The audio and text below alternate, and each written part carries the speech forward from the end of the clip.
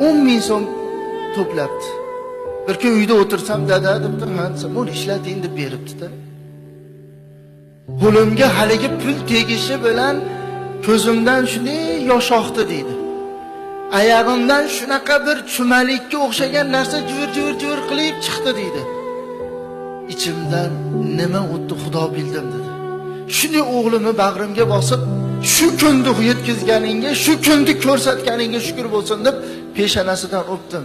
Uyga kirib ayasini oldida yig'layasam, "Ha, dadasi nima bo'ldi?" desa, "Bolingiz deyapman, boshqa gap gapira olmayapman" dedi. "Nima bo'ldi bolamga? Nima bo'ldi o'g'lingizga?" desa, "Bitta o'g'il bo'lsa nima bo'ldi?" desa, "Dada, ayasi bu qarang, 10 ming so'mni dada ishlating deb beruvdi.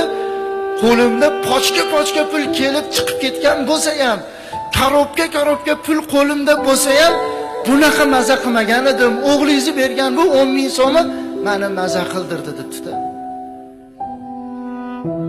Biz maza qildirganmizmi?